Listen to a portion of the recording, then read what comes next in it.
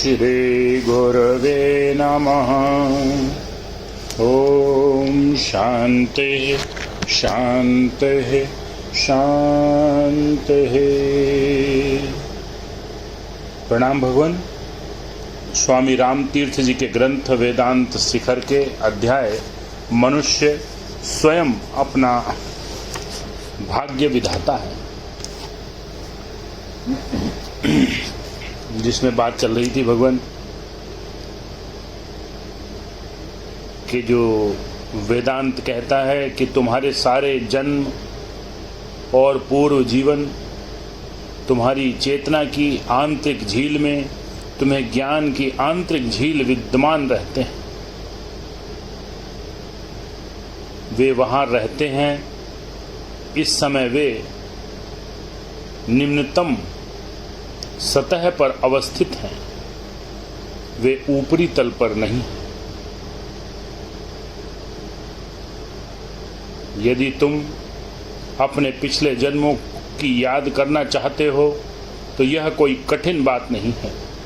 अपने ज्ञान सरोवर को खूब निम्नतम तह तक खलबला डालो और आप आज जो चीज चाहे उसे ऊपरी तल पर ला सकते हो।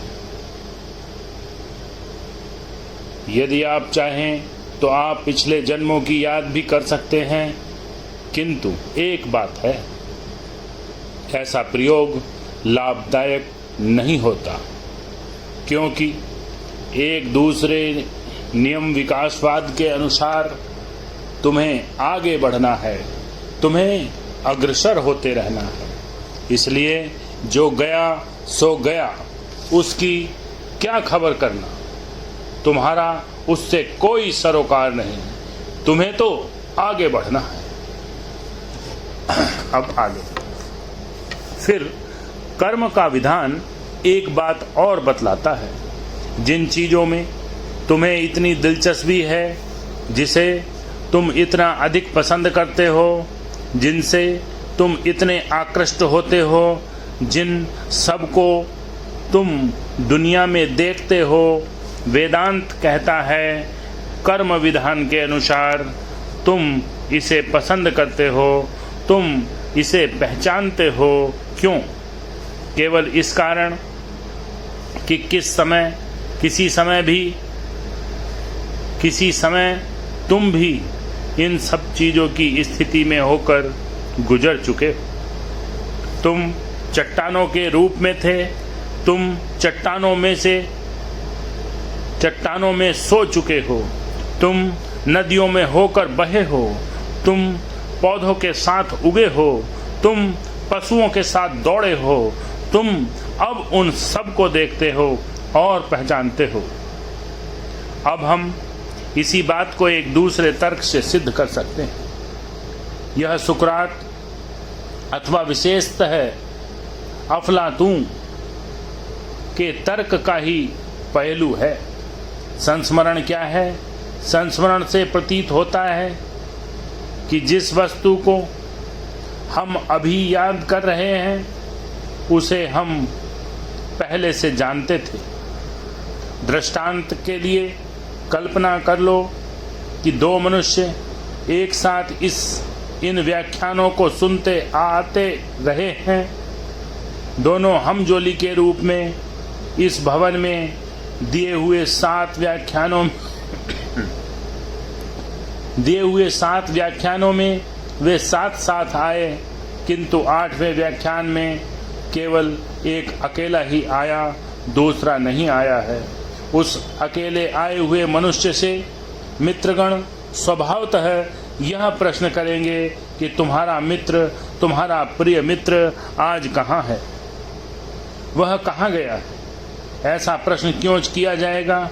इसका हेतु है संस्मरण का नियम, जो संग या संयोग का नियम भी कहा जा सकता है।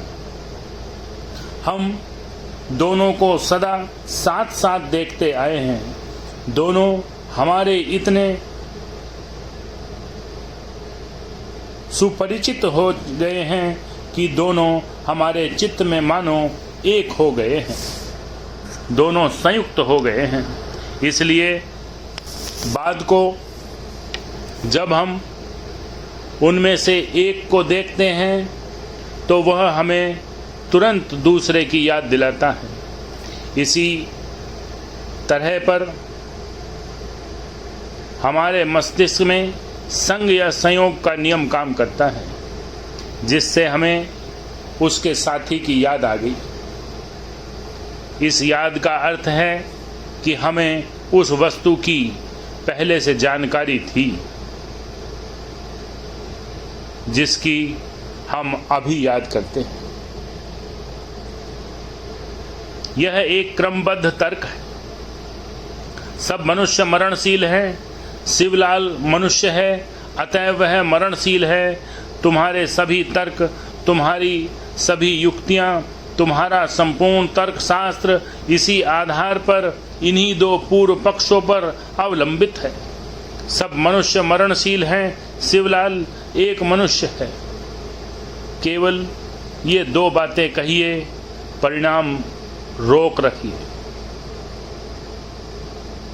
परंतु संस्मरण की भांति तुम्हारे चित्त में यह परिणाम कैसे आ जाते हैं?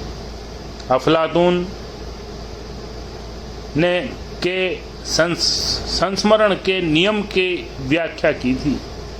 क्या यह उसी नियम का फल नहीं है?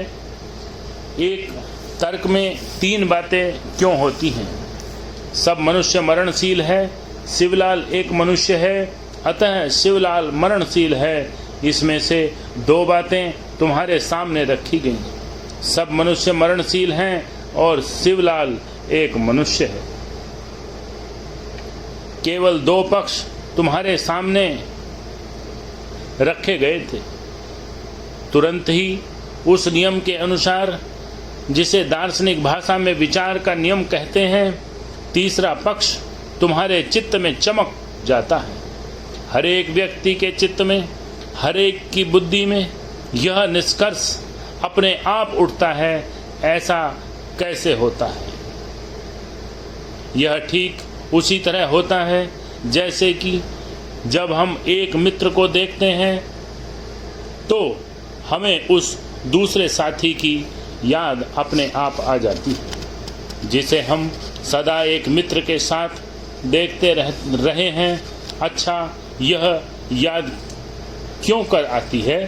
संस्मरण का यह नियम क्यों इतना स्वाभाविक है? विचार का यह नियम जिसके द्वारा इस प्रकार की याद आती है, हर एक व्यक्ति, प्रत्येक मनुष्य की बुद्धि में क्यों इतना बद्धमूल है? एक प्रकार की संस्मरण क्रिया से। संस्मरण में पूर्व ज्ञान का होना निहित रहता है। हर एक बच्चा जिसमें बुद्धि का विकास हो गया है, तर्क करने की योग्यता रखता है। हम हर एक बच्चे से तर्क कर सकते हैं। जब उसमें सोचने विचारने की थोड़ी सी योग्यता आ जाती है, तब यदि हम उसके सामने यह तर्क रखें तो वह उसे मंजूर कर लेगा।